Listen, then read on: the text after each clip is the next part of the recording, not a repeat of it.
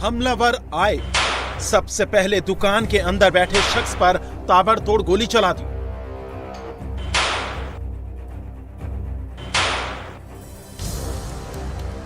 जब दुकान के अंदर से दूसरा शख्स आकर हमलावर का विरोध करने लगा तो बदमाश के दूसरे साथी ने उस पर दनादन गोलियों की बरसात कर दी।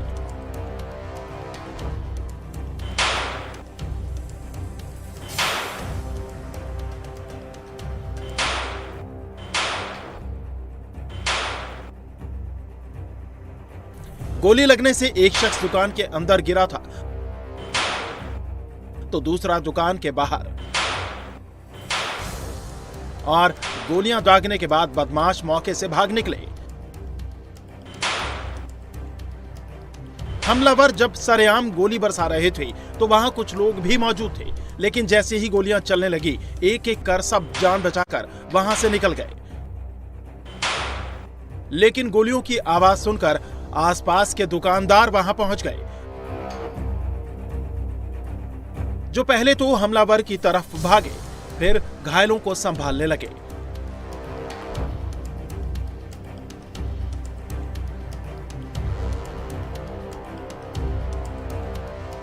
इस बीच भाग रहा एक हमलावर भीड़ के हत्थे चढ़ गया। लोगों ने पहले उसे पीटा और फिर उस पर दनादन गोलियां दाग दी।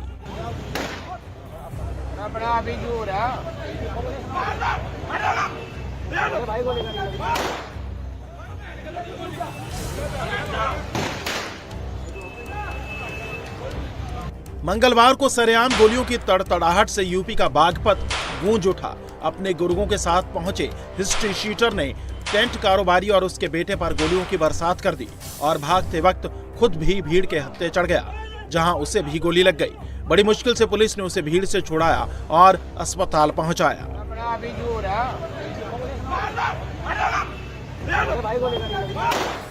फायरिंग की वारदात में टेंट कारोबारी सोहनलाल अग्रवाल और उनके 30 साल के बेटे विकास अग्रवाल की मौत हो गई,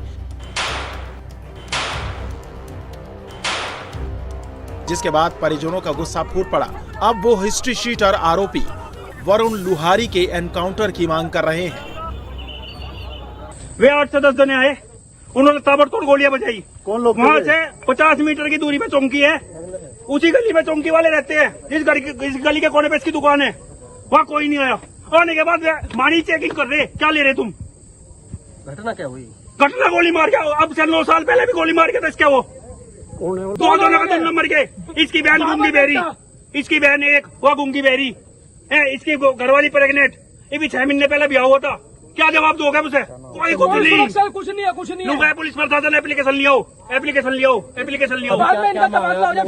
एनकाउंटर चाहिए हमें योगी सरकार से एनकाउंटर चाहिए अभी। बागपत के बड़ौत में दिल्ली बस स्टैंड पर सोहनलाल का टेंट का कारोबार है।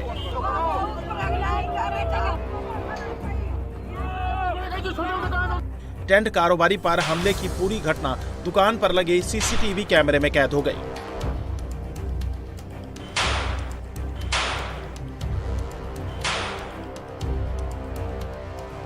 मंगलवार दोपहर बाद 2 बाइक से हिस्ट्री शीटर वरुण लुहारी कुछ बदमाशों के साथ कारोबारी सोहनलाल अग्रवाल की दुकान पर पहुंचे, जहां सोहनलाल अपने बेटे विकास के साथ मौजूद थे। बदमाशों ने पिस्टल निकाली और दुकान के अंदर बैठे सोहनलाल पर दनादन फायरिंग कर दी, जिससे सोहनलाल घायल हो गए। पिता पर फायरिंग हुई तो बेटा विकास दुकान से बाहर आया और बदमाशों से भिड़ गया। विकास पिस्टल छीनने लगा, तभी उसे गोली लग गई और हमलावर भी घायल हो गया। लेकिन इतनी ही देर में दूसरा बदमाश पीछे से आया और विकास को गोली मार दी। अस्पताल ले जाते वक्त दोनों पिता पुत्र की मौत हो गई। अपनी दुकान पे बैठा था, आगे बदमाशों ने गोली मार दी, सीधी बात। दोनों बापू बैठे 10 बदमाश थे जी। कितने लोगों को मारे? 2 जनों दोनों बापू बैठे थे 2 नंबर के। गोली मारने वाले का पता कोई? वरुण लुहारी है जी, वरुण लुहारी और भी अन्य साथी थे, 10 आदमी थे। वारदात के वक्त गोलीबारी की आवाज सुनकर आसपास के दुकानदारों ने बदमाशों को दौड़ा दिया।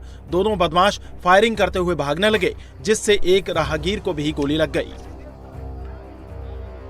गुस्साए लोगों ने हाईवे जाम कर दिया और जमकर नारेबाजी करने लगे।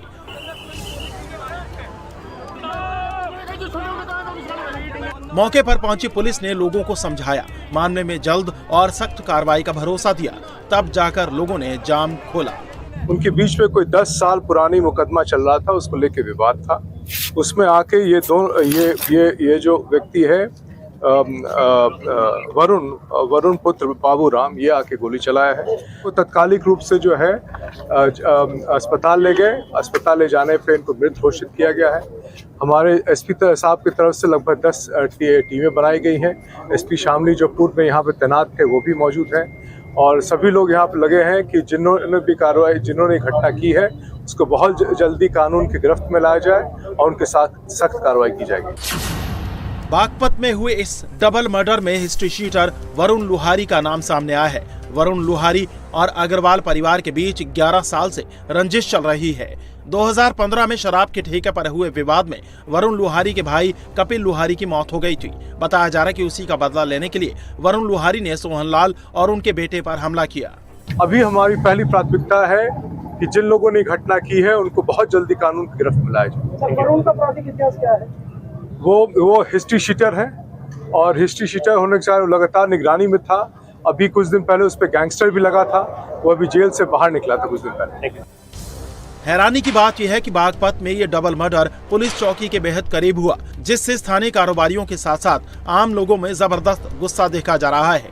व्यापारियों का आरोप है कि पुलिस की नाक के नीचे इतनी बड़ी वारदात हो गई और पुलिस मूक दर्शक बनी रही। हालांकि मामले की गंभीरता को देखते हुए पुलिस के आला अधिकारी भारी पुलिस बल के साथ मौके पर पहुंचे। पुलिस ने घटनास्थल के आसपास लगे सीसीटीवी कैमरों की डीवीआर अपने कब्जे में ले ली है और भरोसा दिया है कि वारदात में शामिल किसी भी दोषी को बख्शा नहीं जाएगा।